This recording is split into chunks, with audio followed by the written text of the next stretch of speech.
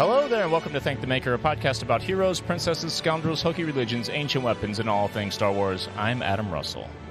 Hey, Adam Russell. I'm Nick Gambarian, and I spent $1,700 on my cat today who is constipated. Yes. I am Mike Forrester, and I didn't do that, but truly, that I don't sounds recommend it. It sounds like a shitty experience, Nick. Nailed it. For my cat who is full of shit, apparently. Right. So right to off the bat, gills. we got bleeps happening right here, right off the bat. A lot of R2 sounds. No, you could say shit. Oh, is that fine? That's cool. I never bleep it. Just the F Really? word and other. Right. I think you're thinking about like 3 years ago when we went back and bleeped some stuff, Mike. Oh, okay. Well, it goes to show you how long this podcast has been going on for, which I appreciate. And I Quite love you some guys time. for that. Absolutely. Speaking of bleeping things, wow, we had a fun little experience getting. Well, first of all, a huge thank you to Star Wars and Lego for sending us these Rebuild the Galaxy boxes that we got to do last week. We got to do a speed build of Jedi Bob Starfighter. Well, you did a speed build. Well, I that's did true. a build. Nick. I lost a piece for about 80% of the entire podcast. The cornerstone. You lost the cornerstone. Yes. Pretty much. And, It turned out just to Spoiler. be one piece of a gonk, so you didn't even know that it was inconsequential. Yeah. That's true. That's true. My actual I guess the best way to put that scenario, to describe that scenario, my complete inexperience with putting together Lego did not help me because I didn't realize that I should just like skip that and move on. Right. So Right. Now So, you yeah. know. now I know. Right. And So, having well- experienced that, though, Nick, are you even going to attempt the Dark Falcon, or are you just out? I think that I'm going to start with something that they didn't send me. Not start. I don't want to say start as if I'm going to continue to do Lego. I don't know. Sure. The future is unwritten, as a wise man once said. But I have a Boba Fett, one of those Boba Fett helmet sets. I feel like that might be a good place to start. So someone gave it to me. My buddy Brett gave it to me a couple of years ago for my birthday, and I have not opened it. So that might be something that I do first. I want to be a good brother-in-law, and I think the Dark Falcon's going to my brother-in-law. Nice. And I think it's even better. Of course, we're getting a little ahead of ourselves, but just the fact that it ended up kind of being a good guy's ship at the end, I think it's a nice little on the end. Oh yeah, definitely. So, all in all, it was super cool to get that, to have Star Wars send those over. And I think coming back to why Star Wars is so funny, because this whole experience, this whole project, all the Lego stuff is so meta. It makes all the jokes that Star Wars fans have always joked about. It is like truly a love letter to both how Lego is awesome. Lego takes itself not serious, yet we're also allowed to poke fun at Star Wars in its own way. And I think that's really what the theme of, I thought there were some really great themes in Rebuild the Galaxy, in terms of, we had a lot of great moments of actual, struggle. The characters were hilariously developed for an hour and a half worth of content, all Right. in all. But I mean, geez, like this just reminded me, I'm like, yes, to quote Donald Glover talking into this resurfaced interview Yeah. that he did, to say Star Wars should be fun. And this, for me, Rebuild the Galaxy was a reminder that Star Wars is still very fun. Yeah, I loved it. And I haven't watched at least a ton of Lego Star Wars, except for, I guess, the holiday special that we covered last Christmas, and And maybe one, Halloween or Summer Vacation. or Summer Vacation we did. Yeah. And it's fun. It's fun to get into that, like, just for fun parody kind of land that I love so much in, like I said last week, Star Trek, in the Star Trek universe with Lower Decks. So it's a fun way to do it in Star Wars. I'd love to see a full-on cartoon like that, like a 2D, like cel-shaded cartoon as well, but there's such a relationship with Lego. I imagine this is the lane they'll stay in for everything like that going forward. They're all good, like, and not for nothing, maybe getting better, because this was the first time that they did like an episodic thing, and not to jump too far ahead, but it seems like there's more coming up, like a season 2 of Rebuild the Galaxy, which I'm all for. It's a great idea. Absolutely. I thought the animation was also. Have you guys watched the Lego movie? Is everything awesome in regards to only one? There's two of them, right? I think I've only seen the first one. Well, there's like Lego Batman, and then there's the Lego movie. Yeah, I think I've only like the theatrical one, right? Yeah, Dude, yeah, right. Yeah, there's two, because somebody who worked on this, a few people worked on like the second Lego movie. So what's the name of the second Lego movie? It's here in Stolen Plans somewhere. Okay. Why do I feel like I don't remember this? Well, who's the bad guy in Lego 2? I don't know. I never saw it, but this just says Lego Movie 2. Oh, okay. The director of this worked on Lego Movie 2. Got it. Okay. Well, it seems like the animation, they've taken a lot of the, you notice it very particularly in like the water, where it used to just kind of be CGI water, but like now they're actually making it the actual bricks.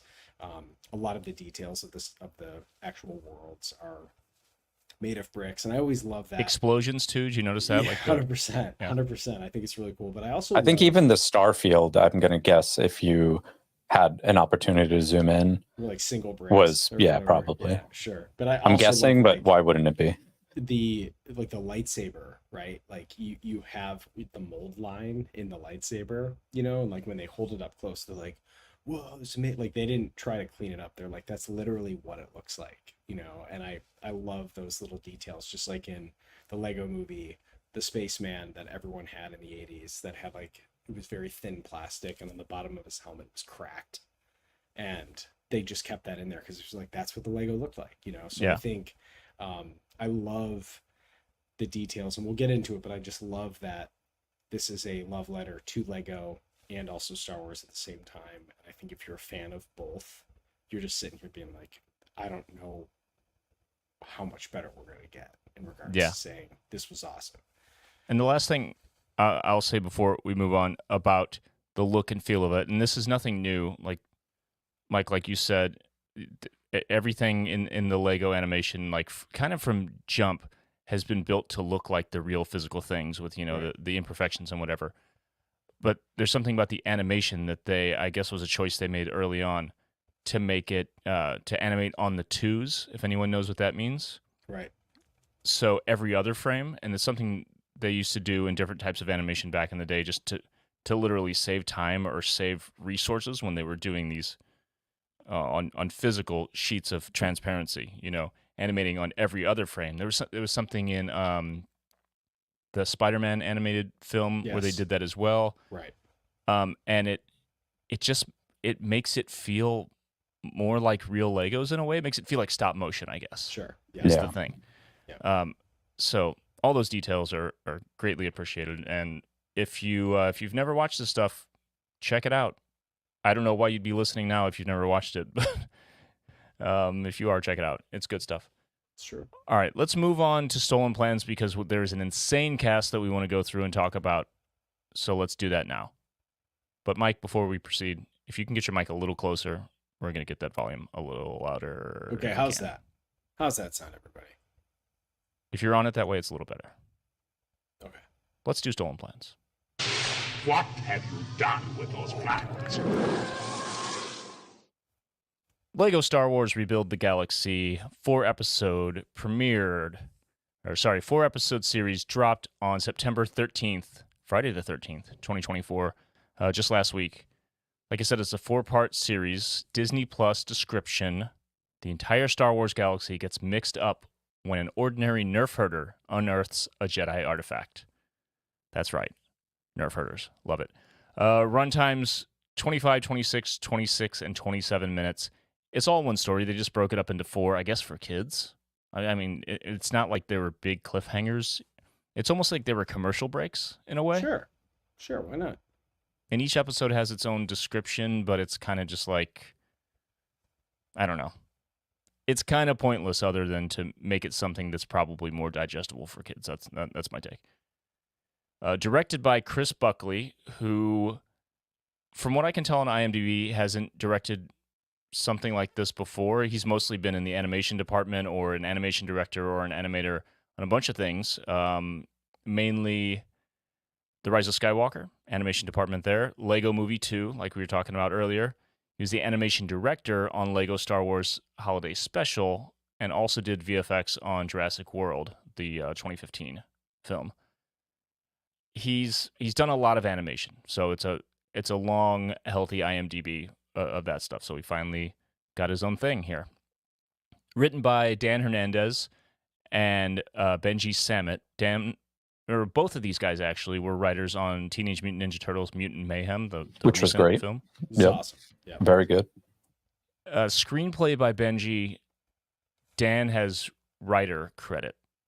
I can't remember exactly how that goes with the Writers Guild, but I suppose writer credit is, maybe he came in and worked on a scene or wrote the story along with Benji, and Benji penned the actual screenplay. I know that's what you need to get the actual screenplay by credit. So Benji has that, and the Addams Family 2, the 2021 one, and Pokemon Detective Pikachu. That's the sequel, I guess, to those Pokemon movies the past several years. Is it? I don't know. I'm rewatching a lot of them with my kids, so I'll when I find out, I'll let you know. Yeah, I've never seen any of that stuff. I just barely missed the whole Pokemon thing. I was just a little bit too old. Nick, same. Yeah. All right, here we go. Let's get into this cast. It's crazy. The star, Sig Griebling. And am I wrong, or is that just it's like a version of Greebly because these are little bricks, That's right? the first thing I thought. Absolutely. We're having fun. Just name him Griebling. It's great. Gaten Matarazzo. Yeah, it's Dustin from Stranger Things. We love Dustin from Stranger Things. Sorry if I butchered a name, dude. Tony Rivolari. Tony Rivolari as Dev/Darth Devastator. And you'll know him from the Spider-Man movies. He's Flash. Yes. Right? So I say the Grand Budapest Hotel. That's my number one Tony movie. Sure. He's dope. Right. Marseille Martin as Jessie Scala. She was on Blackish, I guess, like the entirety of that series. Diane Johnson. I've never watched Blackish. 127 episodes, I believe. And then, of course, Bobby Moynihan as Jedi Bob. Barbarian Afol is his full name. Love that. What? I don't remember exactly the story, but I watched someone else's YouTube breakdown. He was just called Jedi Knight. He was just credited as Jedi Knight in some other Lego thing, and then the joke became Jedi Bob, right? I believe it was a Lego set. Oh, got it. Yeah. Got it. And the reprising category here, reprising roles, is massive. Mark Hamill as Luke Skywalker. Wearing Did you know right necklace, away? by the way, pretty awesome. Yes, 100%. I was like, that's got to be Mark Hamill. And in my head, while I was like typing on IMDb, I was like, if this isn't Mark Hamill, they need to keep this person on payroll to like voice Luke. And then it just wound up being Mark Hamill. It's like they made him sound young. Like normally, because I think like we hear him as old Luke or we hear him as the Joker and he's got such this gravelly voice to him, but it's like you heard him and you just are like, that's Luke Skywalker. Like, I don't know what they did. I don't know if they toned him up or like something, but I was like, dude, this is crazy. I think he really just turned it on. Just the energy is up, Sure. And I don't know. I thought he was great. I had seen something that clued me into it being him. But either way, when I heard that, I was still listening for the voice, to sound younger or older, or what the vibe was going to be. So I was super stoked when I heard the vibe that he came with. Yeah, in the opening, I think I could tell immediately in the opening, whatever the opening credit or opening narration, because he kind of did a Joker voice. And that for me right there, because like I know him after like for me, Mark Hamill is the Joker from Batman the Animated Series. So his voice, and then if you played the Arkham games, which are probably the greatest Batman video games of all time, he also reprises his role. Him and Kevin Conroy were kind of, you know, they were the voices of modern Batman. So to hear he kind of did a Joker voice in the narration right there, I was like, well, if I wasn't sure then, Mark Hamill is here, everyone. It's amazing. Oh, Physics Buddy Joe in the patron chat, AFOL, AFOL, Jedi Bob's last name, is it stands for a fan of Lego. Adult fan of Lego. Nice. Adult. Okay, so That's there's what it says. once again, adult it's fan of meta. Lego. Yeah. It's meta. It's meta, bro. Super meta. D. Bradley Baker as Darth Nubs, so, you know, just the squeaky little nub sounds. Anthony Daniels, of course, as C-3PO. Matthew Wood as General Grievous. Sam Witwer as Maul. Phil Lamar as Kit Fisto. Shelby Young as Leia Organa. Ross Marquand as Han Solo. Who was at Mos Eisley San Diego last Yeah, I year? was gonna say, he was. I remember being in my bunk in Harrisburg, Pennsylvania, DMing with Ross, and also texting Dano to be like, "Dude, this dude Ross, who like is sort of in Star Wars, but he's definitely in The Walking Dead. He wants to come to Mosh. You have to get him in." Well, I would say most people probably know him at this point as the guy. He's Red Skull from Infinity War. Mm-hmm. Oh, yeah. Yeah, so like when Hugo Weaving didn't want to be like, I think what's cool about Ross is he started. Well, also his uncle directed Return of the Jedi, so let's not say NBD. that. Yeah, NBD. It's totally chill, bro. But I think he kind of. I mean, he's an actor breaking in, and it was kind of like when, you know, things were still, your feed wasn't a total hellscape. But he did all these impressions of actors, and his Harrison Ford actually was It's very one of good. one of his original impressions that he did, and he'd point and do all the, you know, very Harrison Ford things. They should have got him for Solo. Exactly. But for him to actually do Harrison Ford, what kind of probably started as a joke for him, is incredible. But he is done, you know, he's kind of a, I don't know what you would call that, but like a master impersonator for him to do Hugo Weaving's voice, which is so iconic. But for him too, I mean, he's obviously he's a screen actor too, but for his voice credit, man, that's awesome. And he's a super cool guy. And then also the fact that we actually have the real actor of Janna. We have the real actress from Rose Tico herself, Kelly Marie Trang. So and then Ahmed Best, like, amazing, incredible. Dude. To come back and do a couple lines. I'm like, this is the Jar Jar Assance is back. Also, how do you pronounce this? Piotr Michael? Piotr? Yeah. As Yoda, so he's done Yoda and a bunch of other stuff, including Young Jedi Adventures. Terrence T.C. Carson as Mace Windu. He voiced Mace Windu in all the animated stuff. Right. Helen Sadler as Darth Rey. She's done Rey and other Lego stuff, and her Rey voice, her Daisy Ridley, is amazing. Spot on. Absolutely. So good. And Matt Sloan as Darth Vader.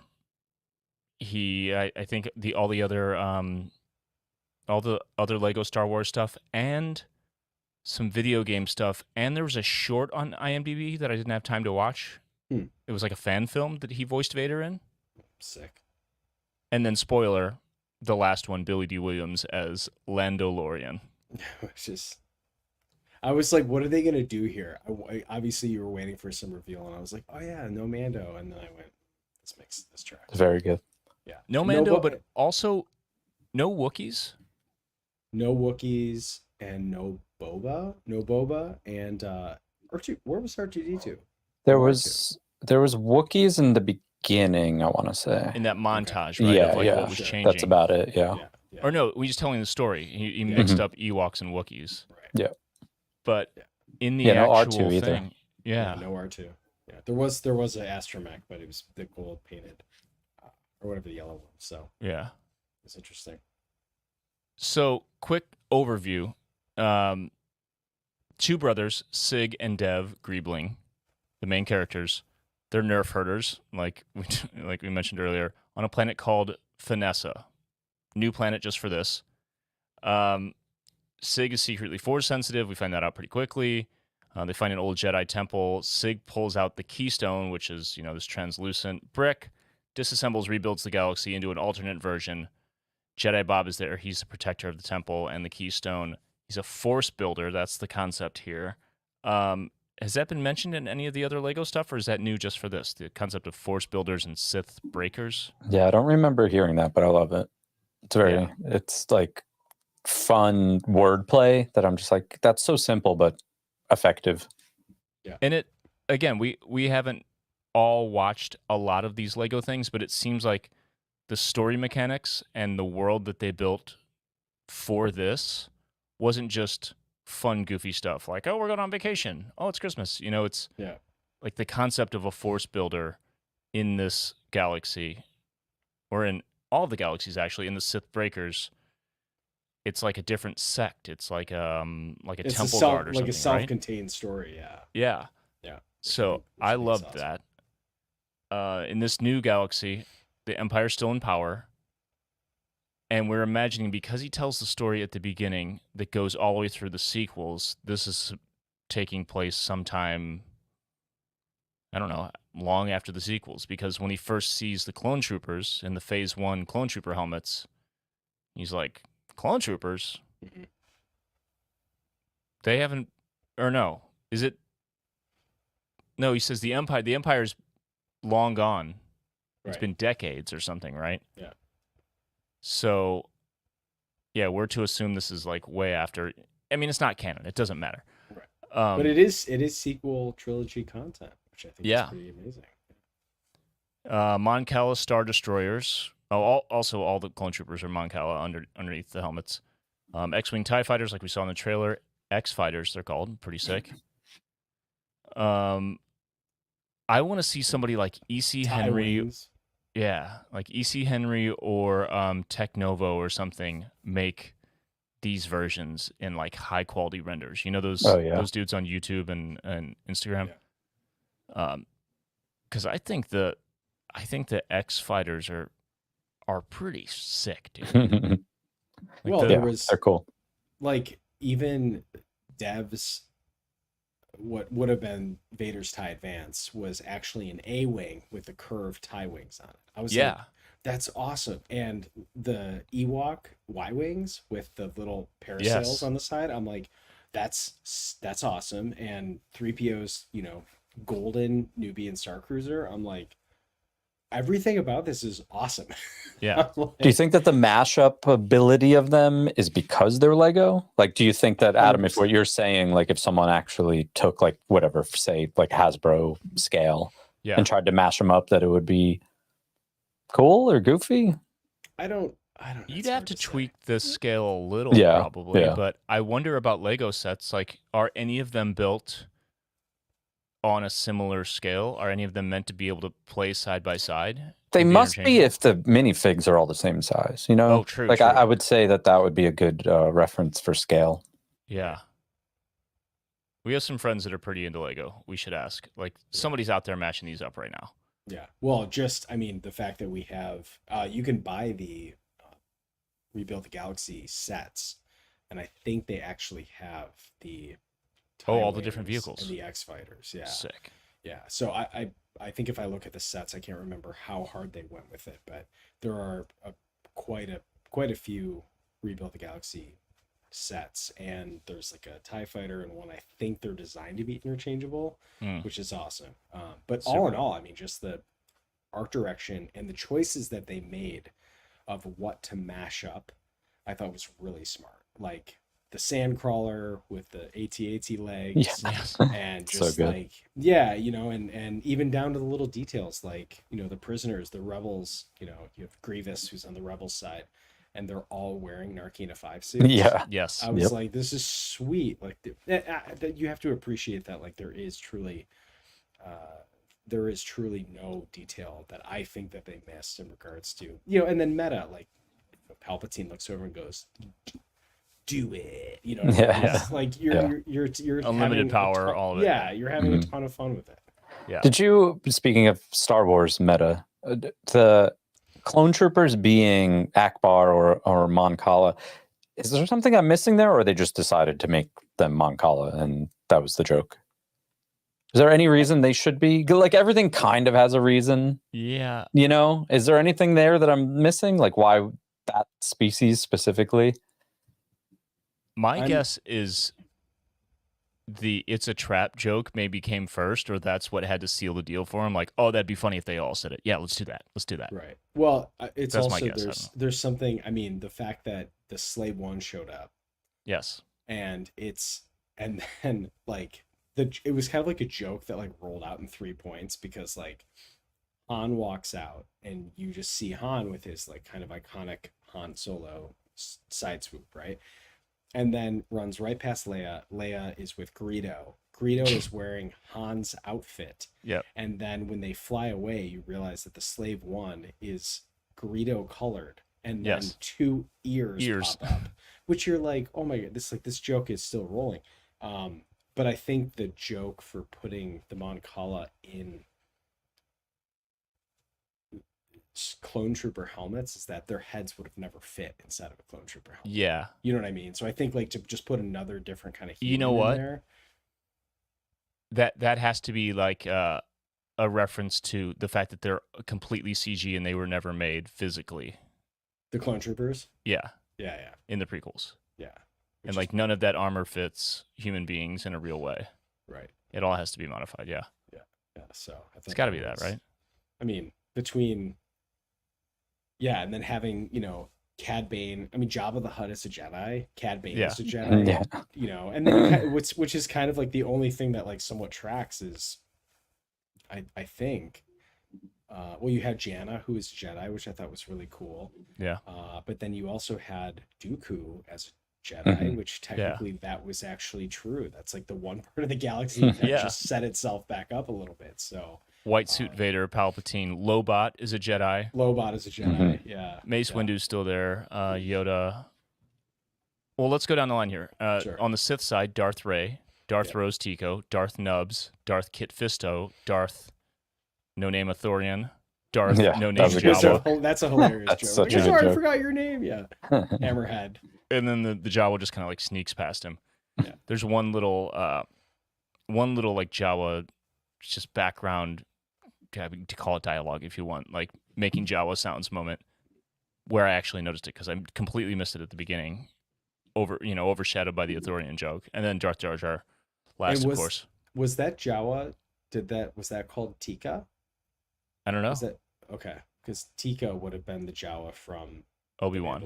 or from Obi-Wan. Yeah. Yeah. And which is played by Lulani Shu, who's been at like every convention with us, which is yeah, she's super nice, so that would be awesome for her to get her character The other cameo. in Lego. Yeah. The other cameo, did you notice Zori Bliss in the cantina? Yes. Oh no, I missed. That's great. Yeah. Yeah. They went through. Well, who else was in that? There was someone else. Well, first of all, you have Maul dressed as Lando Yes. from Solo, which is an awesome Yes. little bit. Yeah. Maul's super chill. The Mos Eisley Cantina's super chill. Oh, you mean know? the cantina? The Marina Cantina. Marina Cantina. Yeah, which I thought was awesome. He But likes you. yeah. I like you also. Right. He's like, Yeah. oh, okay. Dr. Like, not everything was just, obviously, not everything was just like do the opposite, but Right. when some stuff really just worked when it was the opposite, and Tatooine being a water planet that's just hilarious. Yeah. Yeah. Just beach And- vibes. And Ponda Baba just was straight up wearing just a Hawaiian shirt. Like, Yeah. you know Yeah. what I mean? But even that whole scene with him and the doctor is like, what is it? He says, "I like you," and then he's like, Yeah. "Oh, I like you too." Like, Yeah, instead of my friend likes you. Yeah. I like you too. He's like, okay, thanks.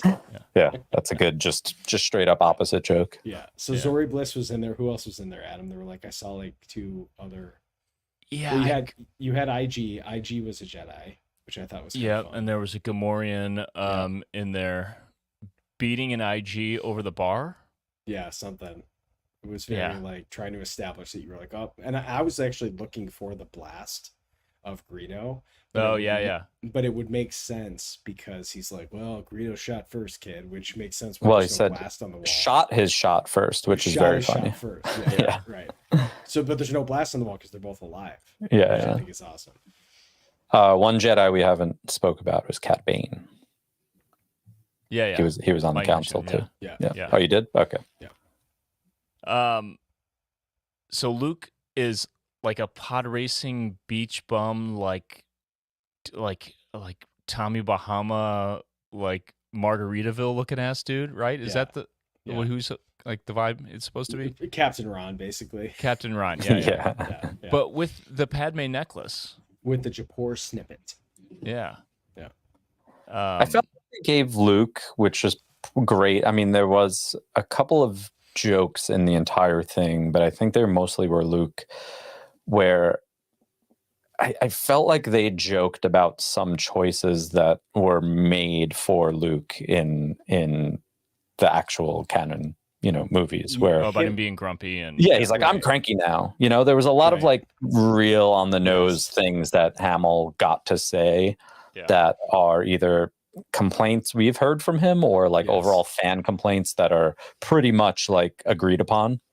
Yeah. Well, I think for a lot of people who look and have read into it enough, I think it's fairly out there that like Mark Hamill didn't agree with Rian Johnson about how to end Luke's story. Mm-hmm. All in all, he said, I understood the arc of like where he was going with it, but just said like, I don't know if this is the, I don't know if this is the direction I would have taken Luke, but I respect a director's vision for the character that they get to play with.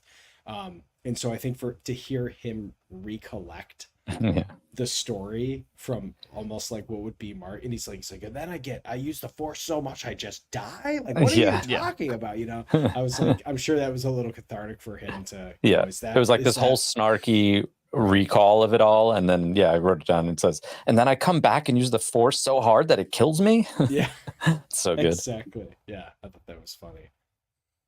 Here, so I had a couple questions. It doesn't matter.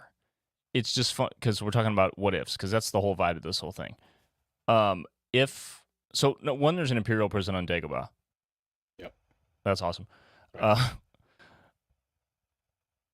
This is not a question. This is something I just forgot to say earlier, and it was the best line in the whole thing when Maul introduced himself. He's like, "I'm Maul. It's like Paul with an M." Yeah. Which I've never thought of in my life. And I was like, I guess it is. That's incredible. So the 3PO being a bounty hunter in the gold Naboo Royal Cruiser, what does that mean for Naboo? Was there anything else in there that you guys picked up, or just because the one character says like, "Oh, it's a Naboo." Yeah, Nubian Starcruiser. Yeah, that can only mean yada yada yada, right? Right. Well, was there something else I missed? I don't think so, but like obviously we have Darth Jar Jar, so they both seemingly came from the same planet. So the whole planet, and that was my other thought. Like, are all Gungans kind of dark sided, or is it just a Jar Jar thing? I mean, this makes it seem like Naboo overall is just kind of shady. It's like the Tatooine in this universe. Right. Well, also his arm is you can look on the Dark Falcon set that we have. His arm is black. It's not red. Oh, whoa. Yeah, which I think is pretty funny. And his eyes glow red, I think. Yeah. Kind of like that's sick. Rise of Skywalker. So in the end, the part that I thought was so dope, and maybe this speaks to the freedom that the writers were given by Disney, is that in the end, Sig can't bring his galaxy back. It's changed. It's done. And Jedi Bob reveals that to him later. He says, I've been meaning to tell you this. It's gone. There's no bringing it back. You just have to deal with it. I became the keeper of the keystone, or the protector of the keystone, because your universe was something that was created out of my universe. It was rebuilt, same kind of thing. He tells his backstory. My universe is gone, or my galaxy is gone.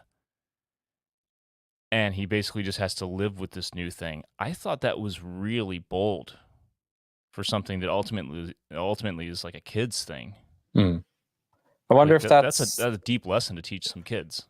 Yeah, and I think that it definitely is something. The way I interpret it, anyway, is that because clearly there's a season 2, and I just wonder if there's like this is just an ongoing series we're going to get now, and we just live in this world, like as far as this series goes. Yeah, I mean, there's so much stuff left that they can do, that they can continue to have fun with. It could have been the kind of thing where they just had such a pile of funny what ifs. They said, "I'll just leave it open at the end. We'll cover that next time." They, like you said, they didn't even touch the Mandalorian stuff until the very end, let alone all the other eras. You can introduce Boba. You could introduce Qui-Gon. You could introduce Obi-Wan Kenobi. Like, there's so many. We mentioned Chewie. There's a lot of stuff. Yeah, Qui-Gon could be alive. Right. Still. Yep. Yeah.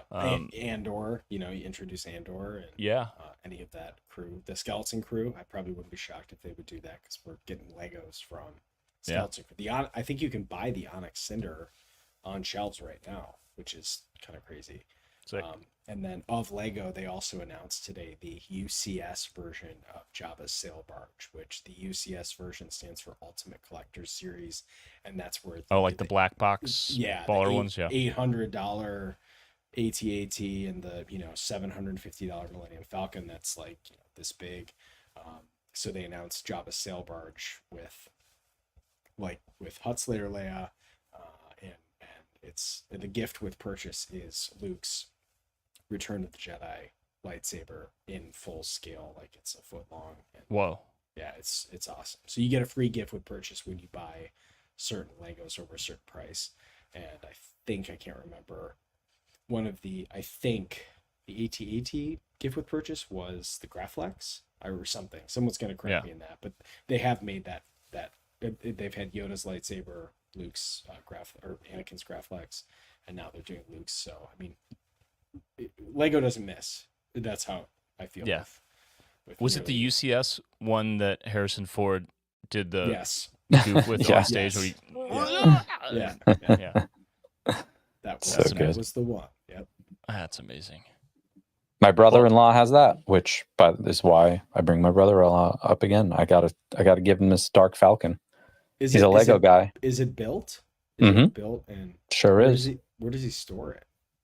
I'm pretty sure there's a basement with like Mordor and the Millennium Falcon down there. Sure. Yeah, because I've seen people turn them into like coffee tables. Like they make display coffee tables that you can put something in. I've seen a lot of people do that. But I think that's probably the biggest thing that I've always felt like as a person who has a tendency to find myself collecting things, and I've said this time and time again, that Star Wars is vicious for any collector of anything, because because Star Wars is such a completionist thing. Like you can't be like, all right, guys, I'm gonna get the UCS X-Wing, and then after that I'm done. You're like, well, I gotta get the TIE, because the X-Wing and the TIE, and then you're like, but the TIE Interceptor is my favorite, so I have to get that too. And then before you know it, you're like, I'm broke. And I don't have any room in my house, so. That's the thing, dude. I've never in my whole life known how and where to store built Lego kits. Sure. So I always just ripped them up and put them back in the giant bucket that looks like a Lego. Yeah. And so, I mean, already the one we built last week, Ziploc bag back in the box. Right. Yeah, and that's how it goes. I think my buddy Mike, who's a 501st member up here with me, he hangs Mike, it from the that's ceiling. your name, dude. I know, and you know what, for millennials it was a very common name at the time. But he hangs them from the ceiling, and he's got this like really beautiful IKEA shelves that has all the displays, and I'm like, ooh, I do like that, but I'm gonna stick to the other 4 different Star Wars collections I have. Right. Yeah, I have a full-on collection that I still need to get rid of. So hey, what's that? That's the reel that we should do for content, is trying to give away your Phantom Menace collection. I mean, I have I have so much stuff. I've taken pictures of half of it. There's a place in St. Louis called Slackers CDs and Games. It's a lot of collectibles now. It's kind of like the shop we went to, Nick, in Yeah, Blast from the Past in Yeah. Burbank. But it's a lot of video games. It started as like a CDs and Games kind of thing. So I started taking pictures of all my stuff because I know a dude who works there, and he's like, "Yeah, send me pictures. I'll get you a quote, whatever." That was at least 5 years ago. I took half the pictures and just got tired and just put it back in tubs. Yeah. I need to get rid of it. It's taking up so much space, and it's not displayed. It's pointless. Well, and the Lego, you've heard this concept of like the Lego stock market, that Lego, they argue that like Lego is one of the best investments you can make because at the time they come out for when the sets get retired, the value of those, like if you were just a Lego flipper, like you just hold on to your Lego sets and it like correlates with the stock market of being like, well, I made an investment, bought a Lego set 20 years ago. That's actually worth $5,000 now. Insane. I think for a lot of people too, especially I think Physics Buddy Joe called it out last time. I think the first Star Wars officially licensed Star Wars set was in the late 90s or early 2000s, I think. It wasn't that long ago. Yeah, that sounds about right. Yeah. So probably prequels era, right? I think it was an X-Wing. I think that was the first interesting official Lego Star Wars set. But since then, it's like people, will obviously collect them based on whenever they're released. But I think at this point, gosh, there's probably been 4 or 5, maybe even 6 versions of an X-Wing. They make them at different scales, and then there's a UCS version, which is the second like high-end collectible version. And it's always Red 5, which is fine. But I think in general, Lego is one of those things that gives the freedom of being able to build it. Now they're, when you look at these sets and you go around Target or you go to Walmart and you look at these sets, you're like, they know their millennial audience between the cars, the DeLorean, the vintage Super Nintendo, the vintage Nintendo, the Fender, Stratocaster, the Aston Martins. Like you look at like how they've really found their market of making these collectibles. And then I think I even saw within 2 weeks ago, they announced the Nike team up. Nick, you saw this? Yeah. So they're shoes, right? Iconic Nike shoes. Yeah. Probably you'll get the Jordan. Well, they did Adidas a couple of years ago. I remember that. Yeah. Right? Yeah. Well, I can't remember. Yeah. And then but they're going to do, I'm sure they're going to do all the hits from Nike. Yeah. Which, I'm sure Air Max 1s and all that. Yeah. 100%. So, here it is. Here it is. Sorry to cut you off. No, it's fine. Physics Buddy Joe, first official Lego Star Wars set, X-Wing Fighter, set number 7140 in March 99. Yep. Lego System was like the labeling convention. Yeah. Yep. And that makes sense, around prequel time, getting that kicked off. That was still the Star Wars, like very heavy outline gold. Kind of looked like Batman 89. Yep. Right? Yep. Just had that, the heavy bevel around the outside. And then it had I think it had Luke and Vader. They were all like in the sunburst behind them, right? Yep. Yeah, sure. That's it. Oh, that's good stuff. That's the one. So, all in all, I think for people who are looking to have some fun before we get into Skeleton Crew, I do appreciate these. I remember us covering Halloween little mini horror series, right? Which I think were awesome. And they were referencing like dead Lost Boys in those, like all of them hanging under the bridge and like all that stuff. Like, I think it's great that we get these little holdovers in between series. I don't think it sounds like they're probably not going to do a Lego Halloween special. I think they might reserve that for Marvel this time around. I think that's what Agatha is kind of supposed to be. Oh, sweet. Which is cool. But they did, what was the Werewolf by Night? I think they did. So it seems like they've got a strategy for switching between Marvel and Star Wars based around the holidays. But the fact that we're getting, we're 2 months away from getting Skeleton Crew. I'm sure we'll get a trailer. They should have dropped that on Halloween. Skeleton. Oh, come nice, on. dude. That's a good point. But I think what's going to happen is we're going to get like Rebuild the Galaxy is going to run through it this week, and then I think probably in a week or two, I bet we'll probably get another look at Skeleton Crew, where now you're going to really start seeing the marketing ramp up for Skeleton Crew and the Williams documentary. 100%, which I'm so excited for that. Same. I could talk about that for days. And that's November 1st. When is that? November something. Yeah. Yeah. All right. Well, let's wrap up. And Hey, one more thing about Halloween, though. If you want to check out our new Roosevelt Halloween, Star Wars Halloween, I'm wearing a shirt called Carved Wars. Which one do you have on? It's a treat. I think it's a treat. Yeah. It's a treat. So yeah, Little there's a bunch of stuff. There's another one that's more, I want to say, like Darth Vader and Boba helmet-oriented Day of the Dark Side. Yeah, it looks kind of like a bandana print. Yeah. I actually think that's comes in a dog bandana also, which I got a bunch of dog bandanas, and they are excellent for dogs because it's the Kunu fabric, which I think is easy to clean. Very for nice. them dirty dogs out there. Did you get that Star Wars, like kind of the zombie drip? I think that is a year-round hat. That is, I'm going to wear that hat all the time. Like when I saw this line come out, I was like, oh, this is all cool. And then I saw it's like this, like kind of like sand blasted black, like a vintage black, faded, but it has like a fluorescent kind of creepy green. And the word wars and Star Wars is just like oozy. I'm like, I'm wearing that all year. That's not just a Halloween hat. That's great. Yeah. That's what I thought about the black shirt that they sent in this collection. I was like, that's a yearly wear for sure. These are definitely more, I think, designed for the holiday, which I like because I always feel like you get around the holidays. I think like when they do their Christmas shirts every year, I'm like, let's go. I wear those now that we're adding more and more. I'm like, sure, different Roosevelt's Christmas shirt for every holiday party I go to.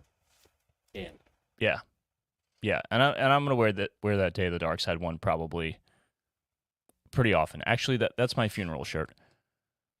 You guys heard it here. We will bury Adam the Skull Russell in that shirt. That's what I thought. That just meant he's going to wear it to funerals. Oh, I can wear it to many funerals until my own, and then I'll wear it there too. Do you want to be in? I don't know if I'll wear it. Someone's gonna have to put it on me. Okay, that's fine. I can't do it myself if I'm dead.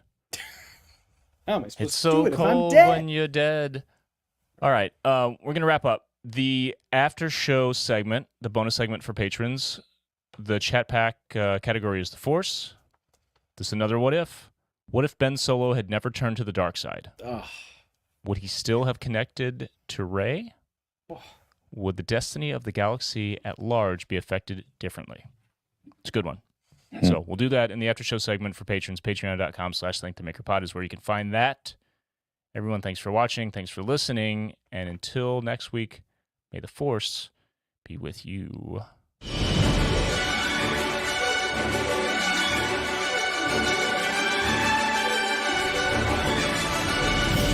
If you enjoy Thank the Maker, you can support us by following and leaving a review on Apple Podcasts, Spotify, or wherever you listen.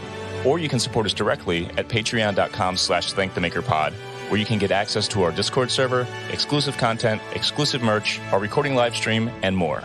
Our patrons quite literally make Thank the Maker possible.